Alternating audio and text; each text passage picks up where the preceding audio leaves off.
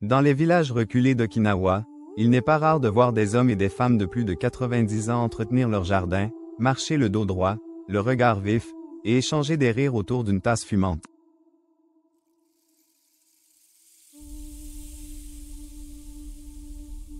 Cette tasse, le plus souvent, contient du thé vert.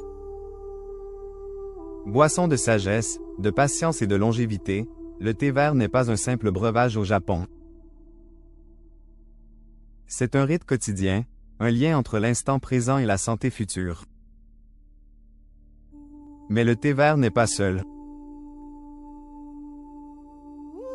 Dans la culture japonaise, les liquides que l'on boit ont un rôle fondamental dans la prévention du stress, l'entretien des organes, la digestion, la clarté mentale.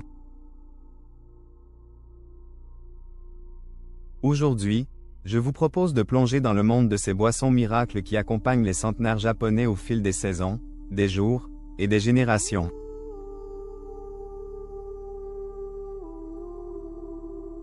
Et le thé vert, élixir de longévité et de clarté. Et au Japon, le thé vert, Ocha, est bien plus qu'un simple stimulant. C'est une boisson chargée d'histoire, de culture et de science. 1. L'histoire du thé vert. Introduit depuis la Chine au 8e siècle, il devient au Japon un rituel spirituel, notamment dans le bouddhisme zen. On le boit pour clarifier l'esprit, soutenir la méditation, renforcer le corps.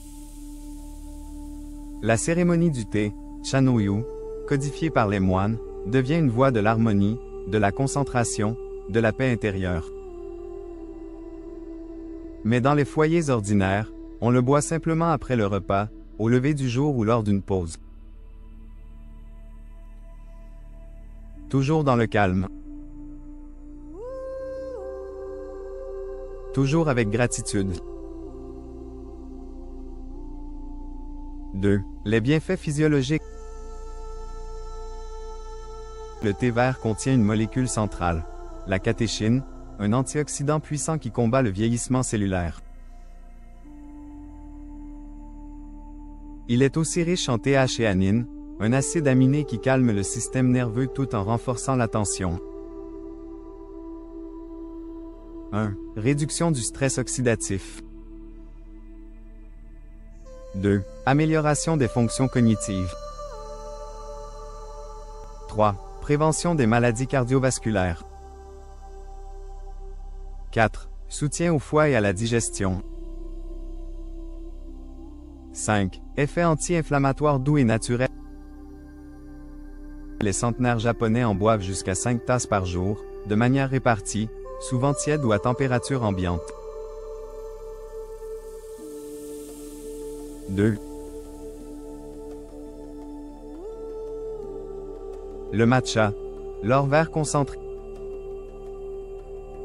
Le matcha est une forme particulière de thé vert, utilisé dans les cérémonies traditionnelles.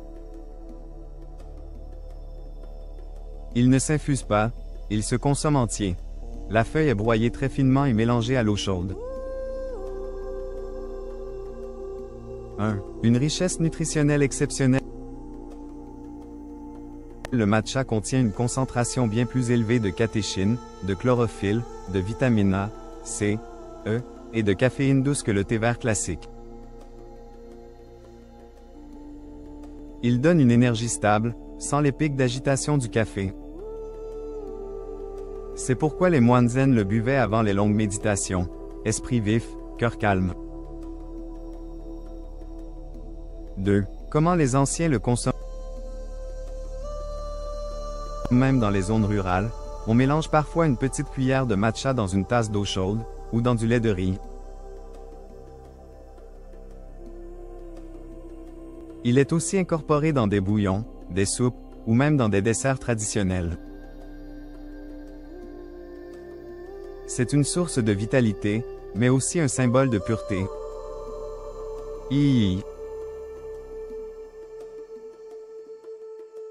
Le mujicha, l'infusion d'orge grillée.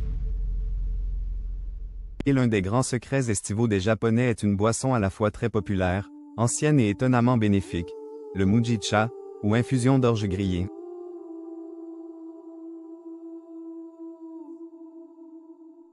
Une boisson sans caféine. Le mujicha est naturellement sans théachéine ni caféine, et pourtant, il a un effet rafraîchissant, tonique et apaisant. Il est souvent servi frais pendant les mois chauds, même dans les écoles ou les hôpitaux. Les anciens en boivent car 1. Il améliore la circulation sanguine. 2. Il nettoie le système digestif. 3. Il élimine la chaleur interne. 4. Il apaise les tensions musculaires. 2. Riche en antioxydants. Le grillage de l'orge libère des substances anti-inflammatoires douces. Il aide à protéger les vaisseaux sanguins, réduit les risques d'hypertension et contribue à l'équilibre nerveux. Le mujicha est la boisson idéale en période de stress ou lors des fortes chaleurs. 4.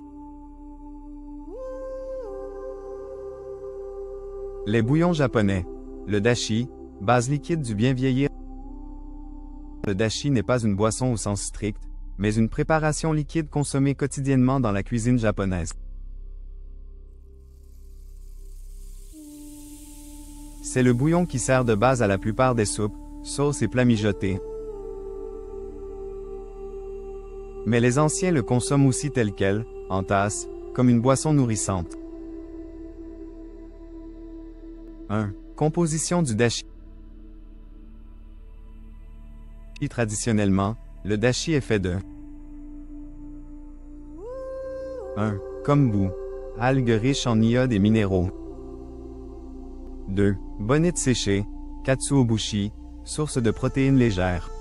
3. Parfois champignons, sardines séchées ou gingembre. 2. Bien fait. Ce bouillon est 1. Reminéralisant. 2. Très facile à digérer. 3. Apaisant pour les intestins. 4. Riche en acides aminés essentiels. Il hydrate, nourrit sans alourdir, et constitue une excellente base pour commencer ou terminer la journée, surtout pour les personnes âgées. V. Les infusions simples. Racines, feuilles et fleurs. Les Japonais consomment aussi de nombreuses infusions à base de plantes locales, souvent transmises par les grands-mères ou les moines des campagnes.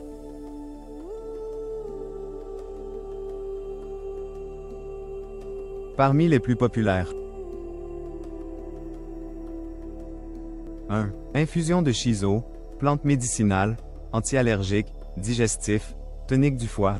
2. Infusion de gingembre et yuzu, contre les rhumes, pour réchauffer le corps. 3. Infusion de prune yum séchée, pour équilibrer l'acidité du corps. 4. Infusion de sakura, fleur de cerisier, douce, calmante, symbolique de la beauté éphémère.